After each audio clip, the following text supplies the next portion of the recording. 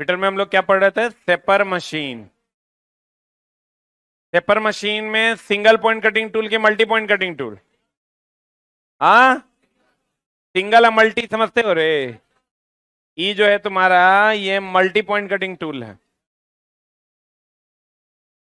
ये multi point cutting tool है। और सेपर क्या है? क्या है? सिंगल पॉइंट कटिंग टूल है। बताओ, सेपर मशीन में वर्कपीस अस्थिर रहता है कि गतिशील?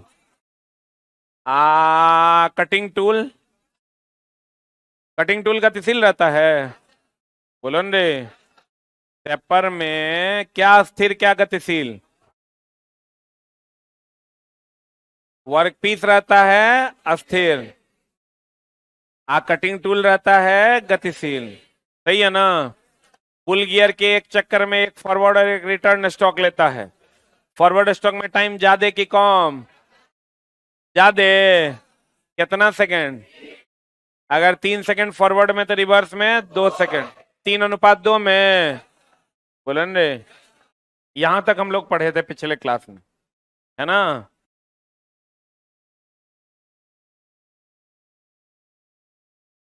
अब कहता है सेपर। सेपर में, ये सेपर है, चला यही सेपर मशीन है। ये आपका बेस है, क्या है ये? और ये टेबल है। इसके ऊपर हम लोग वाइस रखते हैं। क्या रखते हैं? आप वाइस में क्या पकड़ते हैं? Work piece. कहते हैं सेपर वाइस को पोजीशन में मशीन के टेबल के साथ अलाइन करने, अलाइन मतलब सीधा करने के लिए डायल टेस्ट इंडिकेटर का प्रयोग किया जाता है। ये है डायल टेस्ट इंडिकेटर। इसी का हम लोग प्रयोग करते हैं किसी भी वर्कपीस को सीधा करने के लिए। अगर जरा सा भी टेढ़ा होगा ना तो इसमें डिफ्लेक्शन हो जाएगा।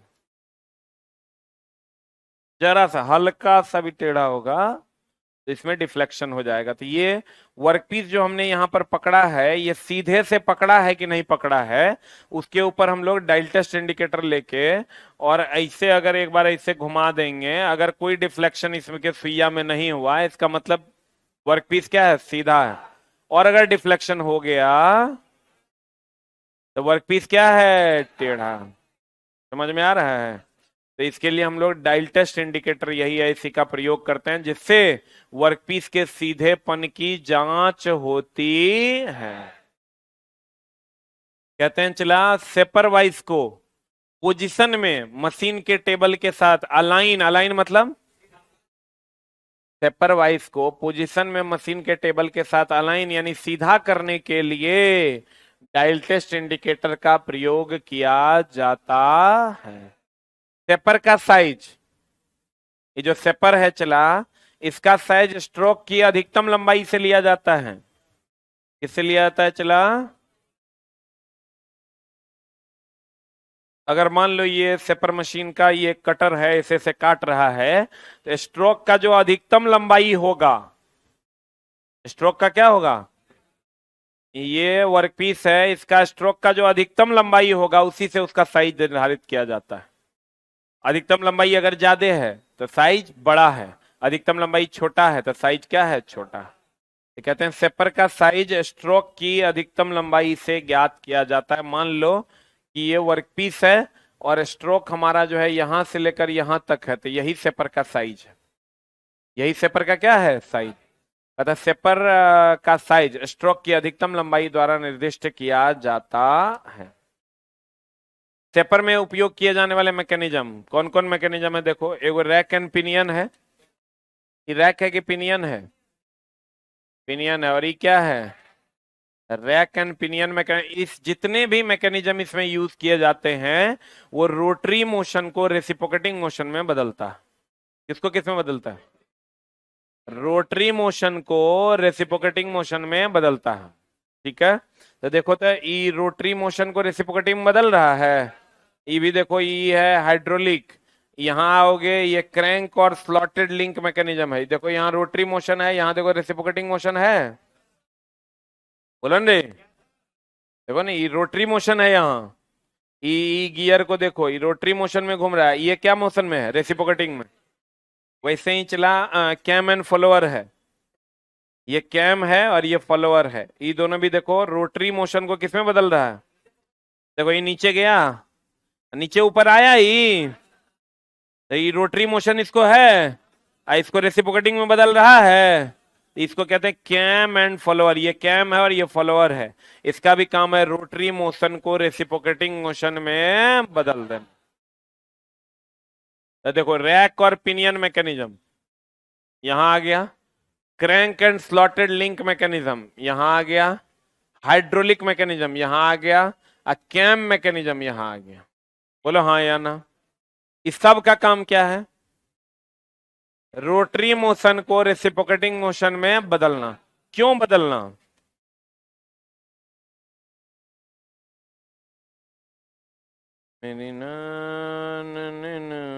देखो यहां पर जो मोटर हम लगाए हैं वो रोटरी मोशन में है, और रोटरी मोशन को रेसिप्रोकेटिंग में बदलेंगे तब ना काटेगा।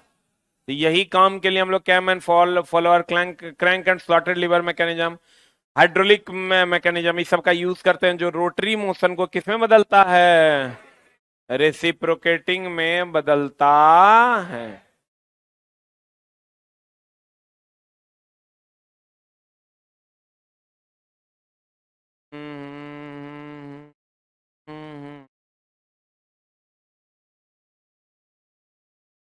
टेपर का साइज स्ट्रोक की अधिकतम लंबाई से ना। हाइड्रोलिक मैकेनिज्म बताओ सबसे कम आवाज किसमें करेगा? हाइड्रोलिक में। सबसे तेज किसमें होगा? हाइड्रोलिक में। सबसे कम बल किसमें लगाना होगा? हाइड्रोलिक में। सबसे कम गर्म कौन होगा? हाइड्रोलिक। हाइड्रोलिक का सब कुछ पॉजिटिव होता है।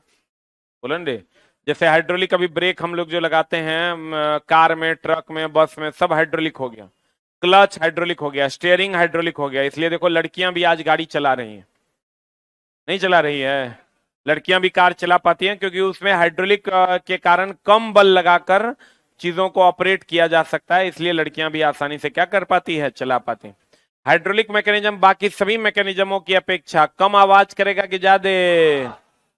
टेपिंग कार्य में कटिंग स्पीड का चयन करना। अब बताओ कितना स्पीड से आप इस वर्कपीस को काटिएगा, ये डिपेंड करेगा कटिंग टूल कितना हार्ड है, कटिंग टूल कितना धारदार है, वर्कपीस जरा काट रहे हैं वो कितना हार्ड है, कितना फिनिशिंग आपको चाहिए। बोलो न रे। किसी अगर मान लीजिए आप पेंसिल छील रहे हैं या किसी भी चीज को छील रहे हैं तो स्पीड इस बात पर निर्भर करेगा कितना स्पीड में आप छील रहे हैं। स्पीड जो है कितना तेजी से आप काटिएगा ये डिपेंड करेगा कितना छीलना है, कैसा छीलना है, केकरा छीलना है। बोलो न रे। तो कहते हैं शेपिंग कार्य में कटिंग स्पीड का चयन करना निर्भर करता है काटे जाने वाले मटेरियल के प्रकार तथा कटिंग टूल के मटेरियल के अनुसार। कटिंग टूल जकरा से काट रहे हैं और जकरा काट रहे हैं, ये दोनों पर ना स्पीड डिपेंड करेगा। अगर कटिंग टूल हार्ड है तो तेजी से काट देगा, अगर वर्कपीस हार्ड है तो धीरे धीरे काटेगा। बोलो न रे। शेपर की कटिंग स्पीड ज्ञात करने का फॉर्मूला है N into L 1+K/1000। N बोले तो प्रति मिनट स्ट्रोक की संख्या, L क्या है? स्ट्रोक की लंबाई, K क्या है?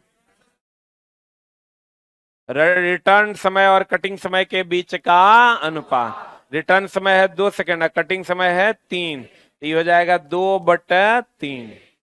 बोलो रे। कहता जब सेपर पर एक वर्कपीस की शेपिंग की जाती है तब स्ट्रोक की लंबाई वर्कपीस की लंबाई से अधिक की कम। एकरा अगर हम रंदा मारेंगे चला तो स्ट्रोक की लंबाई वर्कपीस की लंबाई से ज्यादा की कम। ऐसे ऐसे ना करते हैं लोग, ऐसे मारते हैं। बोलो न रे। तो कहते हैं जब सेपर पर एक वर्कपीस की शेपिंग की जाती है तब स्ट्रोक की लंबाई वर्कपीस की लंबाई से क्या होनी चाहिए? अधिक होनी चाहिए। मैकेनिकल सेपर हुआ जिसमें हाइड्रोलिक यूज नहीं करते। मैकेनिकल सेपर कौन सेपर हुआ? जिसमें हाइड्रोलिक यूज नहीं करते। मैकेनिकल सेपर में कटिंग स्ट्रोक के बीच टूल की कटिंग स्पीड अधिक होती है। देखो कटिंग स्ट्रोक ये जो हम काटते हैं, हम तुमको बोले थे कि फीड देंगे शुरू में, डेप्थ ऑफ कट शुरू में देंगे कि लास्ट में, लेकिन जोर सबसे ज्यादा कहां पड़ेगा? कहां? तो सबसे ज्यादा बल कहां लगेगा? बीच में। मैकेनिकल सेपर में कटिंग स्ट्रोक के बीच में टूल की कटिंग स्पीड क्या होती है? अधिक होती है। फीड शुरू में देंगे कि लास्ट में? शुरू में ना। सेपर में एक होता है क्लैंपर बॉक्स, ये क्लैंपर बॉक्स से चला। इसको क्लैंपर बॉक्स का काम है क्लैंप करना। क्लैंप करना मतलब होता है चढ़ना, उठाना, बोलो रे।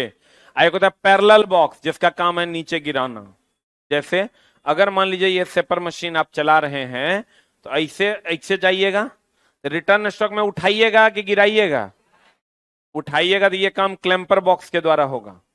फिर नीचे लाइएगा, आप फिर जो नीचे गिराइएगा ये काम पैरेलल बॉक्स के द्वारा होता है। नहीं समझे? शेपर मशीन में जब आप ऐसे ऐसे काटिएगा तो उठाने का काम क्लैंपर बॉक्स करेगा, फिर पीछे लाइएगा, फिर गिराने का काम पैरेलल बॉक्स करेगा। दो प्रकार के बॉक्स होते हैं, क्लैंपर बॉक्स और एक कौन बॉक्स? Parallel box. तो कहता है सेपर में क्लैंपर बॉक्स का प्रयोग रिटर्न स्टॉक के दौरान टूल को उठाने में कि गिराने में? ऐसे काटे, और रिटर्न स्टॉक के दौरान क्या करने में? उठाने में कि गिराने में? उठाने में किया जाता है। सेपर में वर्कपीस को बैठाने के लिए किसका उपयोग कर रहे हैं? वर्कपीस पर बैठाने के लिए, वर्कपीस पर टूल को बैठाने के लिए हम लोग पैरेलल बॉक्स का प्रयोग करते हैं। कटिंग प्रोसेस के संबंध में टूल किसमें काटता है बताओ? फॉरवर्ड में कि रिवर्स में? फॉरवर्ड में ना। अब फीड कब दी जाती है? कटिंग स्टॉक के शुरू में कि अंत में? कटिंग स्टॉक के शुरू में जब तब कट दिया जाता है, बोलो रे। काटता फॉरवर्ड में है कि रिवर्स में? फॉरवर्ड में ना। तो कहते हैं कटिंग प्रोसेस के संबंध में टूल फॉरवर्ड मोशन में काटता है, जबकि जॉब को फीड दी जाती है शुरुआत में। कुछ महत्वपूर्ण पॉइंट्स हैं, गौर फरमाइएगा। एक सेपर टूल में साइड और फ्रंट क्लियरेंस, हम ये पॉइंट पीछे छोड़े थे, याद करो, पीछे छोड़े थे हम। लेद टूल की अपेक्षा कम होता है। अब देखो क्या होता है, लेद मशीन अगर आप पढ़े होंगे, लेद मशीन में पूरा क्लियरेंस रहता है, यहां से काटना शुरू करेगा, यहां तक ऐसे काट देगा। लेकिन सेपर मशीन में क्या होता है ना कि यहां ऐसे यहीं काटेगा, इसका क्लियरेंस इतने होता है। लेद मशीन में यहां से यहां तक ऐसे काट सकता है, इसका क्लियरेंस ज्यादा होता है। तो सेपर कहता है सेपर टूल में साइड और फ्रंट क्लियरेंस लेद टूल की अपेक्षा क्या होता है? इसका क्लियरेंस एकदम कम होता है, एक ही बिंदु पर ये ऐसे काटता है। अब कहता है रेचेट और वॉल मैकेनिज्म, कौन मैकेनिज्म चला? रेचेट और वॉल मैकेनिज्म गियर या क्रैंक स्लाइड या रोटरी मूवमेंट में कनेक्टिंग रड के द्वारा कौन गति? ये जो कनेक्टिंग रड है चला, इसके द्वारा कौन गति दी जाए? रेखीय गति में बदला जाता है। कहीं पर भी एक लाइन का बात समझ लो, कोई भी मैकेनिज्म सेपर में यूज होगा वो रोटरी मोशन को रेसिप्रोकेटिंग में बदलेगा, और रेसिप्रोकेटिंग को ही हम लोग रेखीय गति भी कहते हैं। कौन गति कहते हैं? कौन गति कहते हैं? रेखीय गति कहते हैं। ड्रॉ टाइप सेपर, कौन सेपर चला? ड्रॉ टाइप सेपर धातु को किस स्टॉक में काटता है? देखो ई अगर ऐसे काटेगा तो नॉर्मल टाइप का सेपर हुआ, अगर ऐसे काट रहा है इसको हम लोग कहते हैं ड्रॉ टाइप सेपर। कौन shaper? Draw type shaper forward में नहीं काटता है, किसमें काटता है? रिटर्न में काटता है, बोलो ना रे। कार्बाइड टिप्ड टूल, हम बोले तो चला, ये अगर कटिंग टूल है और इसके ऊपर कार्बाइड मटेरियल का लेप चढ़ा दोगे तो सब कुछ अगर बढ़िया हो जाएगा कि खराब हो जाएगा?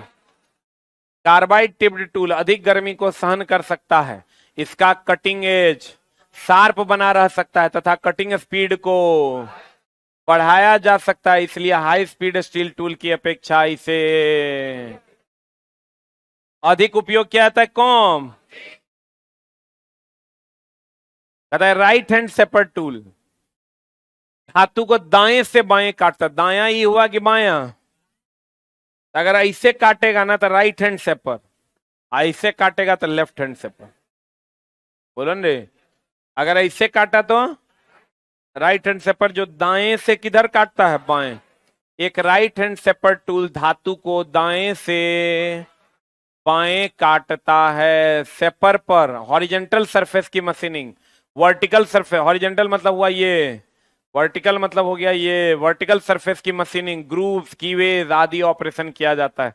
सेपर की अगर हम बात करें, चला ये ऐसे ऐसे भी छिलता है, ऐसे ऐसे भी छिलता है, ग्रूव भी बनाता है, ग्रूव मतलब खांचा, और कीवेज बोले तो चाबी घाट, इस टाइप का घाट भी ये बना देता है। इस टाइप का ले लो,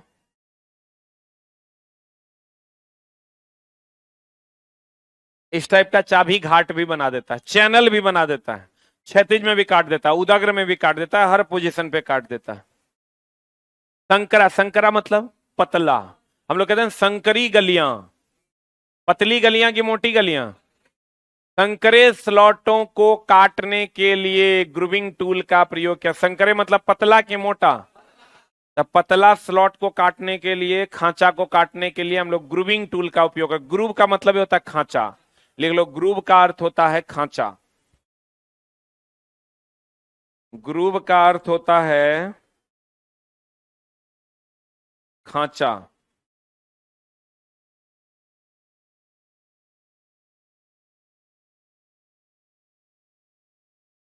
ग्रूव का अर्थ क्या होता है, चला, खांचा।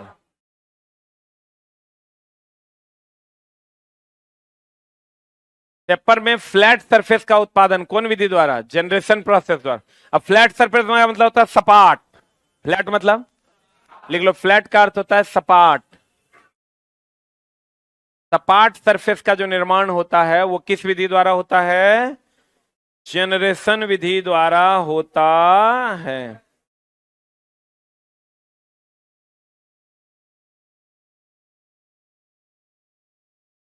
जिन वर्कपीस को स्टैंडर्ड सेपर के टेबल पर बांधना मुश्किल होता है, उन्हें ट्रेवलिंग हेड सेपर का प्रयोग करके पकड़ा व मशीनिंग किया जा सकता है।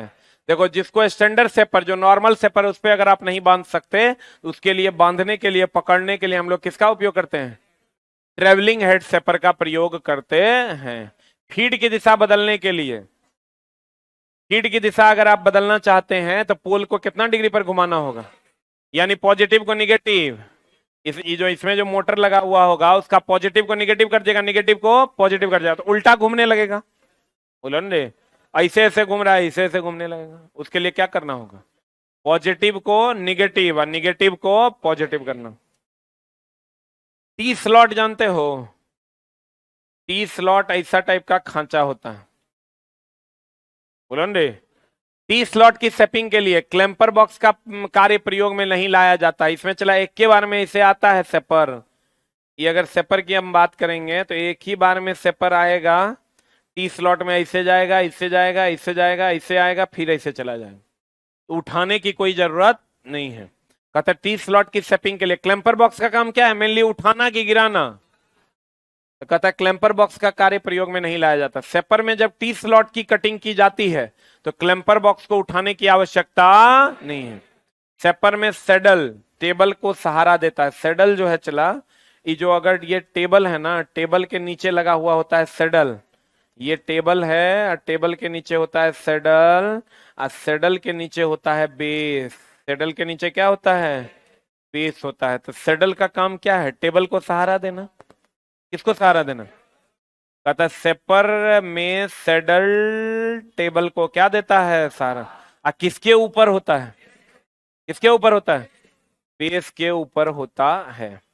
सेपर के संबंध में SWL, SWL का मतलब होता है सेफ वर्किंग लोड।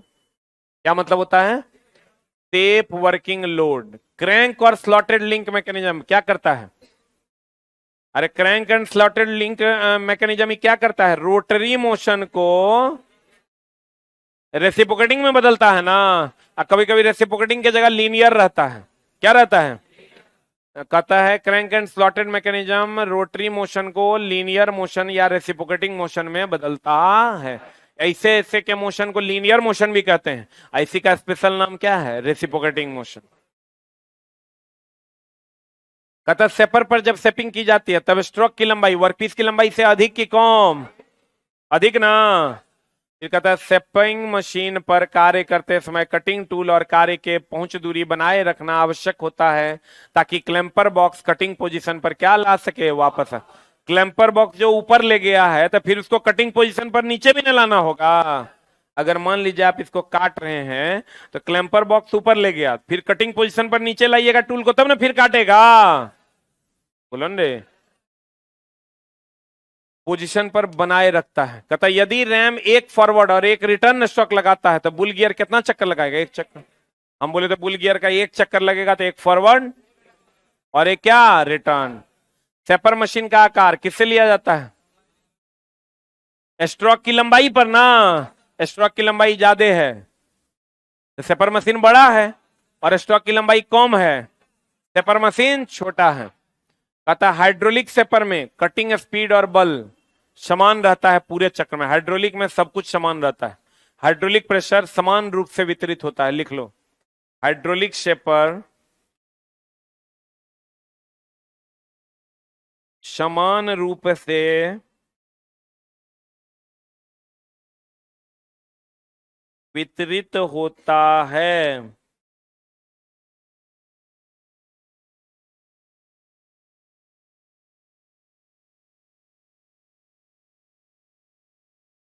समान रूप से वितरित होता है। कौन प्रेशर? हाइड्रोलिक प्रेशर समान रूप से वितरित होता है। हाइड्रोलिक लिफ्ट का नाम सुने हो रे? किसके सिद्धांत पर काम करता है? पास्कल के सिद्धांत पर। कहता हाइड्रोलिक लिफ्ट के लिए पेट्रोलियम तेल की श्यानता हमेशा क्या होनी चाहिए? उच्च होने। मतलब मोटा तेल होना चाहिए कि पतला?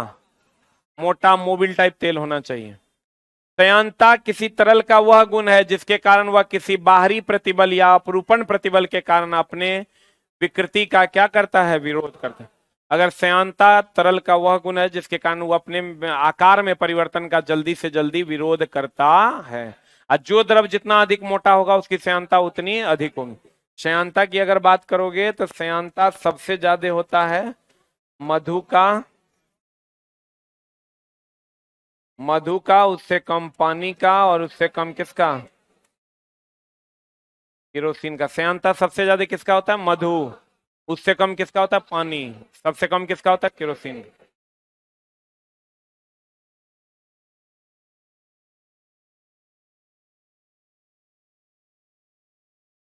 अब बताओ, चला अगर हम बात करें श्यानता की, अगर हम बात करें सेपर की, तो सेपर फॉरवर्ड स्टॉक में काटता है कि रिवर्स में? लेकिन ड्रॉ टाइप सेपर रिवर्स में काटता है। जिसको स्टैंडर्ड सेपर पे हम नहीं पकड़ सकते उसको हम ट्रेवलिंग हेड सेपर पर पकड़ते हैं। बोलो हाँ कि ना? बोलो न रे। और सेपर का काम है ग्रुप बनाना, खांचा बनाना, चैनल बनाना, हॉरिजेंटल में छिलना, वर्टिकल में छिलना। बोलो न रे। सेपर में अगर HSS high speed steel tool लेंगे तो 600 डिग्री सेंटीग्रेड सहेगा। सेपर में कटिंग स्टॉक की लंबाई जो होती है वो वर्कपीस से ज्यादा होती है। स्ट्रोक की लंबाई से ही सेपर का साइज निर्धारित किया जाता है। सही कि गलत? फीड शुरू में देंगे कि लास्ट में? ज्यादा स्पीड कहाँ होगा? बीच में। सही है। कटिंग स्टॉक की जो लंबाई होगी वो वर्कपीस की लंबाई से ज्यादा होगी। सही है। एक बार बुल गियर अगर चलेगा तो एक फॉरवर्ड एक रिवर्स। बोलो न रे। आप बुल गियर को अगर एक बार घूमेगा तो रैम भी एक बार आगे जाएगा एक बार पीछे जाएगा, तब ना एक फॉरवर्ड एक रिवर्स होगा। बोलो न रे। आप फॉरवर्ड स्ट्रोक में तो काट देंगे, आप उठाने के लिए क्लैंपर बॉक्स, और फिर नीचे लाने के लिए पैरेलल बॉक्स। सही है। क्लैंपर बॉक्स का काम है उठाना, पैरेलल बॉक्स का काम है नीचे गिराना। सही है। बोलो न रे। सेपर फॉरवर्ड में काटता है, फॉरवर्ड में ज्यादा समय लेगा। फॉरवर्ड स्टॉक को कटिंग स्टॉक कहते हैं, इसमें 3 सेकंड का समय लेगा, और रिटर्न स्टॉक में 2 सेकंड। सही है। यानी 3 सेकंड में काटेगा तो 2 सेकंड में लौटेगा। यानी रिटर्न स्टॉक में कम समय लगता है कि ज्यादा? कम। इसीलिए हम लोग क्विक रिटर्न मोशन मैकेनिज्म का यूज करते हैं, जिसमें हम लोग क्रैंक एंड स्लॉटेड मैकेनिज्म का यूज करते हैं, कैम एंड फॉलोअर का यूज करते हैं। इस सब का काम है रिटर्न स्टॉक में टाइम को कम लगाना कि ज्यादा? कम लगाना। और चला जितना भी क्रैंक एंड स्लॉटेड मैकेनिज्म है, कैम एंड फॉलोअर मैकेनिज्म है, इस सब का काम है रोटरी मोशन को रेसिप्रोकेटिंग मोशन में बदलना। और अगर हाई स्पीड स्टील टूल के ऊपर कार्बाइड टिप्ड टूल कर दिया जाए, उसके ऊपर कार्बाइड मटेरियल लगा दिया जाए, धार तेज हो जाएगा, ज्यादा काटेंगे, कम गरमाएगा, अधिक तेजी से काट पाएंगे। काटे जाने का स्पीड निर्भर करेगा टूल का मटेरियल क्या है और वर्कपीस का मटेरियल क्या है। यही ना मामला है। इसमें क्या समस्या है कोई समस्या? पक्का। पेपर हो गया आपका समाप्त। अगले क्लास में हम लोग फोर्जिंग स्टार्ट करेंगे। Thank you very much.